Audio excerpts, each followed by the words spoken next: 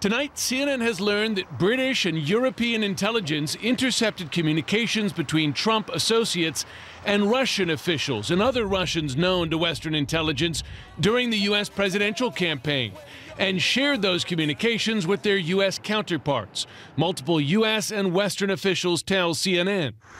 These sources stress that at no point did Western intelligence, including Britain's GCHQ, which is responsible for communications surveillance, target these Trump associates.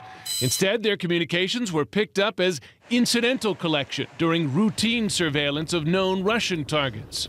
The U.S. and Britain are part of the so-called Five Eyes Agreement, along with Canada, Australia, and New Zealand, which calls for open sharing among member nations of a broad range of intelligence. This new information comes as former Trump foreign policy advisor Carter Page provides a confusing, even conflicting story about his contacts with Russian intelligence. He has denied that he was a foreign agent. It's just such a joke that it's beyond words. Page told CNN's Jake Tapper that when he visited Russia last July, he never discussed easing sanctions on Russia related to the seizing of Crimea. Did you ever talk with anyone there about maybe President Trump, if he were elected, then candidate Trump, would be willing to get rid of the sanctions?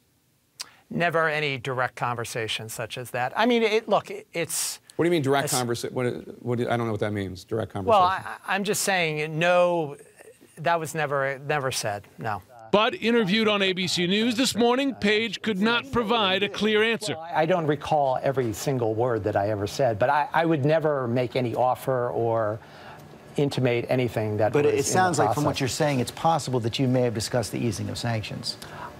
Something may have come up in a conversation. I have no recollection, and there is nothing specifically that I would have done that would have given people that impression, George. But you can't say without equivocation that you didn't discuss the easing of sanctions. Someone may have brought it up. I have no recollection, and if it was not something I was offering or someone was asking for.